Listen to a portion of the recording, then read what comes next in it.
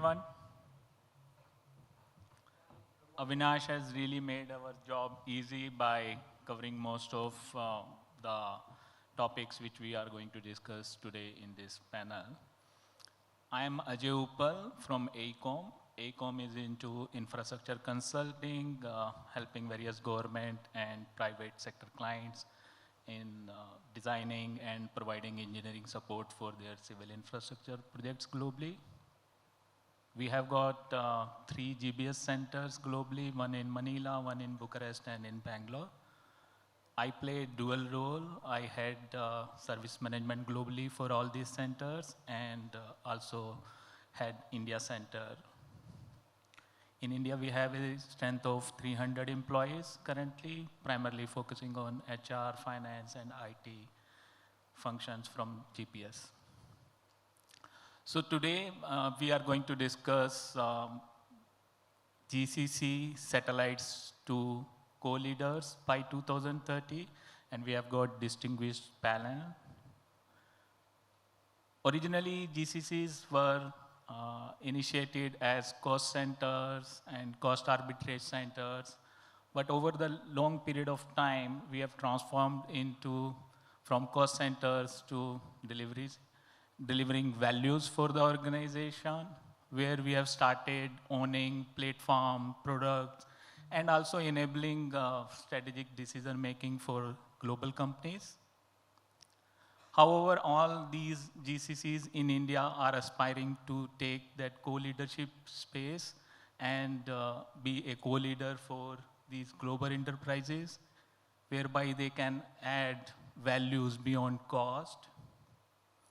So today, this distinguished panel is going to share how this particular journey from satellite to co-leadership is evolving in their respective organizations. Taking up first questions on this strategic evolution, I would like to ask Ashish, GCCs were once viewed largely as support centers. What's driving their shift towards strategic co-leadership, and how are Indian GCCs influencing global decisions today? Thanks for that question. I'm Ashish from Oak North. Oak North is a digital bank based out of UK and US. We have done lending of about $18 billion over these last 10 years. And I co-manage the GCC in India, which is across Gurgaon and Bangalore. We have had an interesting journey as an office for Oak North in India, where we started in 2015 at the same time as the bank was getting set up. So we were ingrained within that ecosystem of the organization from day one, and I have been part of the journey of growth. And with that, how we approached it was, one is not having any separate KPIs for India or calling it a captive or a GCC or a GBS. We were all having the same KPIs. OKRs is how we do it for everyone within the team.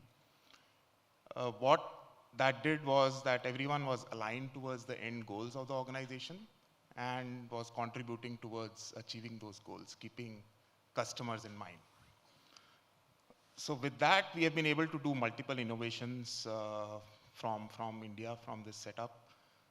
We developed our own core banking platform, and all the lending that the bank does today is on that core banking platform. We also developed an interesting credit intelligence product, which is again used by Oak North Bank for credit analysis and portfolio monitoring, and is also being licensed now to other banks in the US. So I can name a few banks. These are among the top 10 banks in the US, PNC, Fifth Third. They are amongst our customers over there. So I think that has really worked well for us.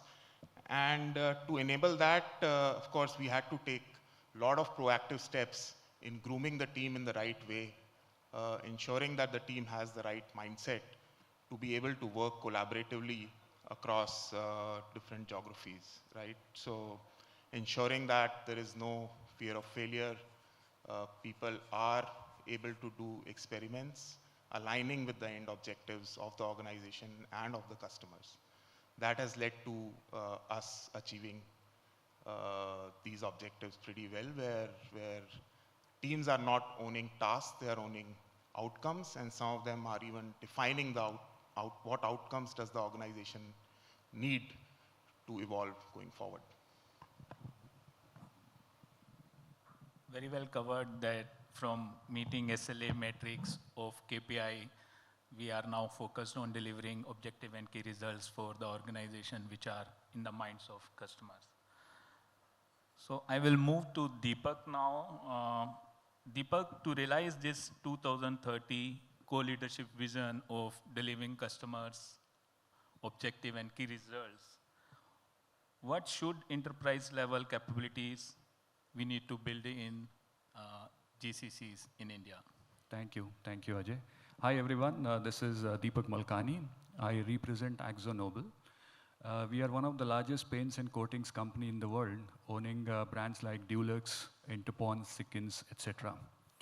So coming to your question, I think if GCCs have to realize this vision of co-leadership by 2030, I think they would be needing 3 big capabilities. First, I think we need to become AI-first organization. Not just piloting AI, but also industrializing AI into our process, products, and decision making. That also means strong data foundation, responsible AI practices, and teams that can actually convert business problems into AI solutions. AI, as we all know, is the new engine behind the productivity, customer experience, and for that matter, even revenue growth. Second is gonna be deep product and platform mindset. I think GCCs will also need to move from project execution to truly owning the global platforms end to end. This means the design, the architecture, the user experience, the security, adoption, everything.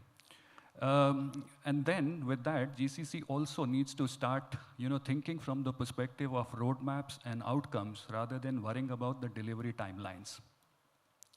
And finally, I would say about enterprise level risk management and cyber security capabilities.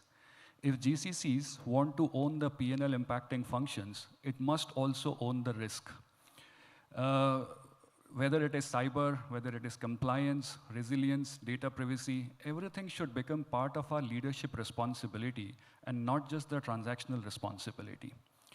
And then around these 3 pillars, we also need to build a multi-disciplinary teams of engineers, architects, designers working together. And this squad can basically help the GCC transition from enabling value creation to actually creating value for the business. And once that happens, I think the co-leadership in 2030 won't just be an aspiration, but a natural next step.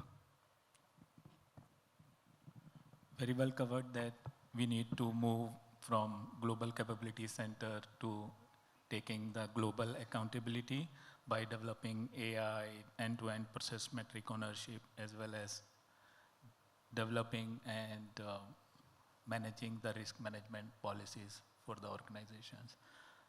I'll move to Kamal. So for taking this global accountability, what do you think are the changes required in leadership structure and governance model which empowers GCC to own this global accountability? Hello everyone, this is Kamal Sharma. I am part of Career Corporation. Currently I am leading India, Mexico and China technology centers. Very interesting question, and I think somehow I feel that this question is very close to what we are trying to do in Career. So Career, the global hubs journey we started about 6 years back, and I believe just calling out global leadership is not enough. There has to be a systematic and sustainable change in leadership architecture which should be brought in if you want to be competitive and at a global scale. Example in career, what we did was when we were looking at the overall global leadership. So we decided that the people who report to CDO, including me, those three roles we will move to three different continents. That's one. Plus all the executives will have the global leaders sitting in these hubs. Example, CISO in our organization has got the half leadership sitting in India and half in United States. Accordingly, the teams are also co-located. Then we moved into having the unified goals, unified and co-developed strategy for each function, and then all the reviews are done in partnership with the teams across the globe. So we are removing those barriers where we start calling the joint programs wherever and whichever geography we are running. Given that our organization is pretty large and complex, the teams are bound to be spread across in different geographies, and with recent acquisition of Wisman, we also have Poland and Germany entering into the foray. So our hubs are going to get expanded there as well. I think from governance perspective, the way we look at it, one thing is bringing the change in the system. So when you are defining your leadership architecture, I think the executives on the board, they have to make sure that they are making this cultural and ways of working shift through a proper change management. Because we do define everything, but we don't make them aware that why we are doing it, what is the purpose, and what we are going to create out of it. I think those attributes will help to bring the entire trajectory into the modern or the next generation GCCs. So basically, what I heard that this leadership and governance model requires systematic and sustainable change coming in leadership, where some of the global roles are moving and are shared by our GCC centers across the globe. Moving back to Ashish, I would like to ask, are today's talent models educate for co-leadership future? If not, what must evolve? Well, that's an interesting question, because without talent, you can't achieve any of these objectives, right? So the answer is yes and no. So there is work happening, lot of work happening in collaboration with various stakeholders, right? Academia, government, companies, all coming together and trying to define what sort of talent is needed. Corporates working with educational institutes, programs of the government on skill development, AI, and so on and so forth. But I believe more needs to be done, and the focus should be on developing the talent instead of hiring, right? The focus at times is that, okay, my headquarter is saying that I need to set up this team. I go in the market and just acquire the talent at whatever costs. That doesn't work in the long term and is not sustainable.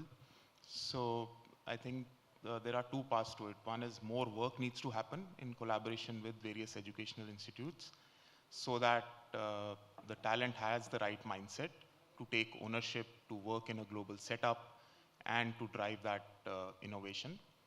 And then companies need to have that ecosystem within the organization where talent is developed. There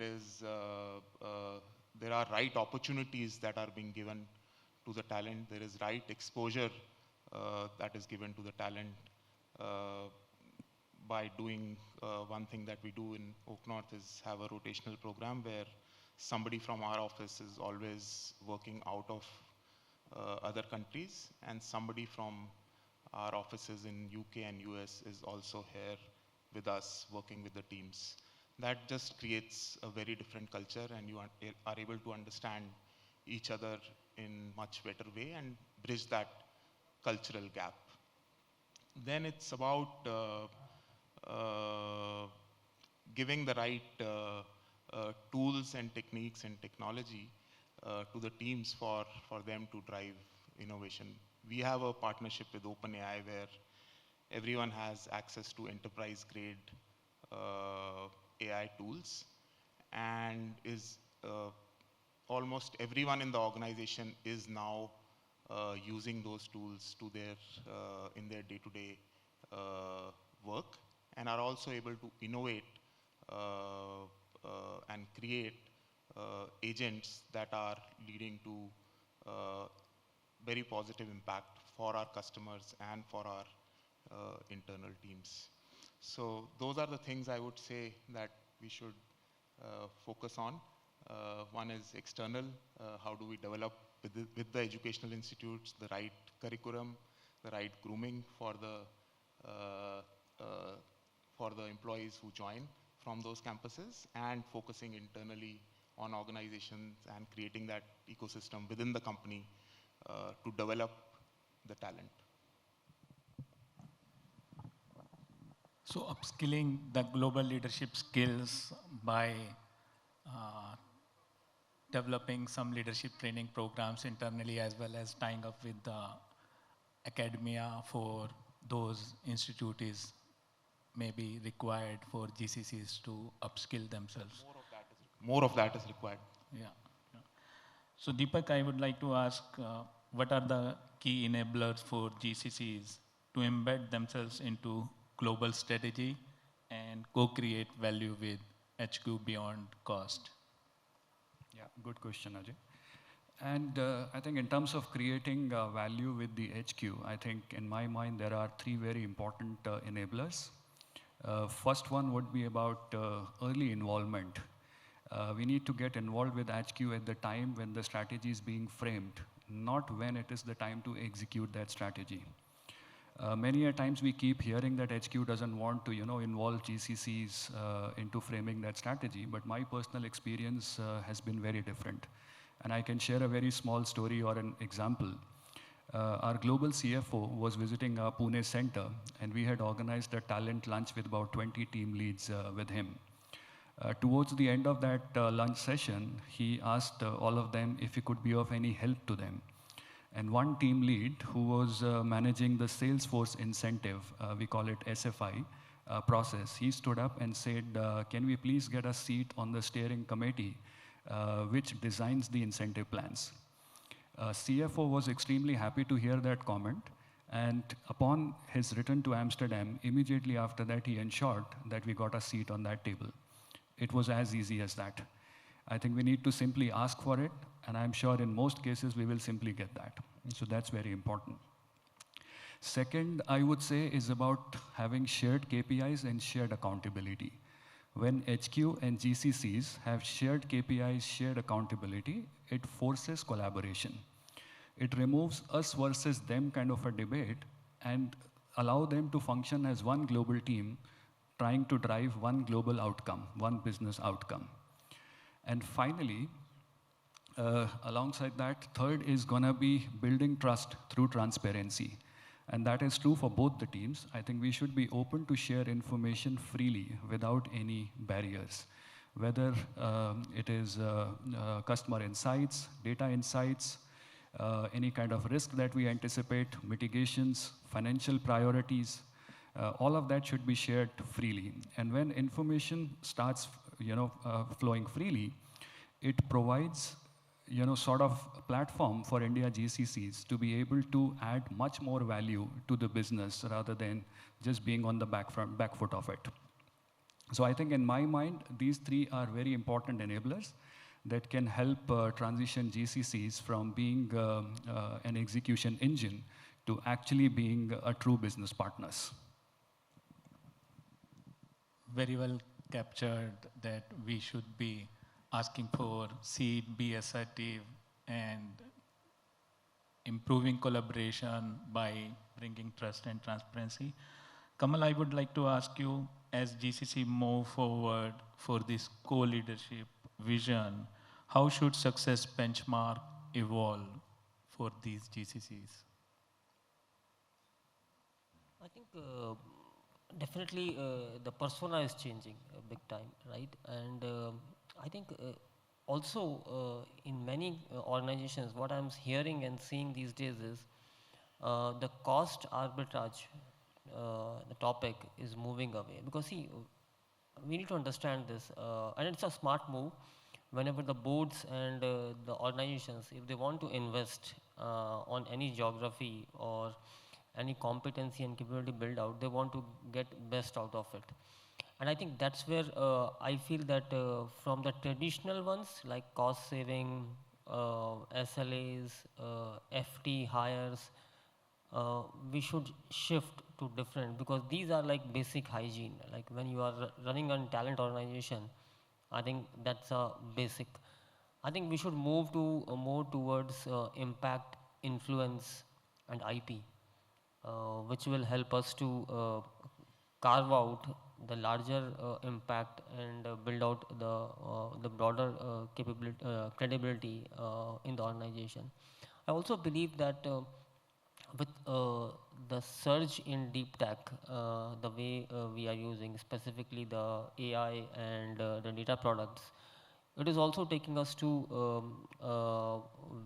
very high demand metrics, which these days I see, which CIOs talk about, which is digitally enabled revenue, right? So internally in Carrier, the digital team, the typical tech team, is being measured on that. That whatever we do, what is our DER, and that is clear cut decided and given to all the employees, respective what location they are working.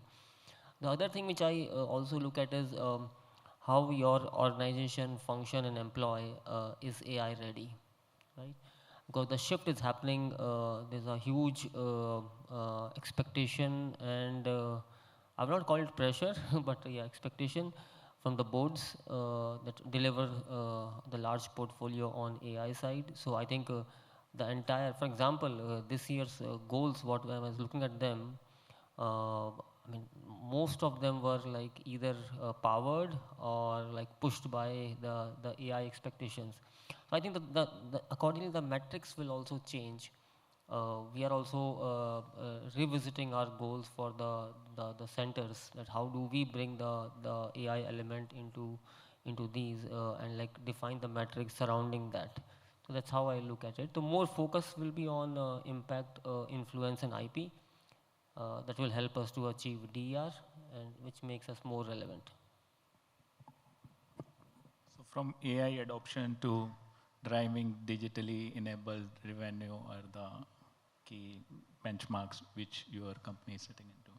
I would ask all the three panelists if you had to define one clear success metric which you believe could be for a true co-leader GCC in 2030, what it would be.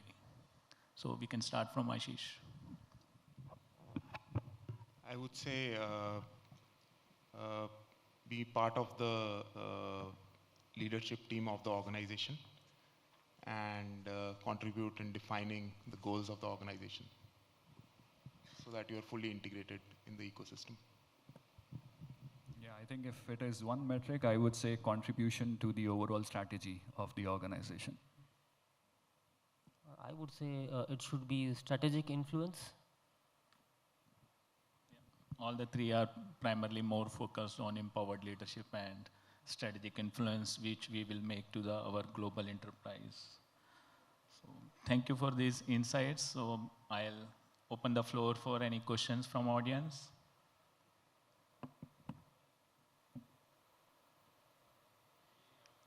Anyone? I think we were quite clear. Yeah. I think Avinash's session also helped them in maybe bridging the gap if anything would have been there. So it is clear now GCCs are no more being looked at as cost arbitrage centers or delivery centers, and we are all aspiring to play a co-leadership role in overall global enterprise. So that would be possible for any GCC if they have stronger talent, empowered leadership, and delivering value to the enterprise by collaborating, by bringing this transparency and trust, which is the core, I think, requirement from the global enterprises. And all these India GCCs are ready for taking those core leadership steps. And if you ask me, world is increasingly ready for India. So over this next few years, we'll see which GCCs are able to make that co-leadership space in their global footprint. And I'm excited to see this happening over the next few years. Thank you all.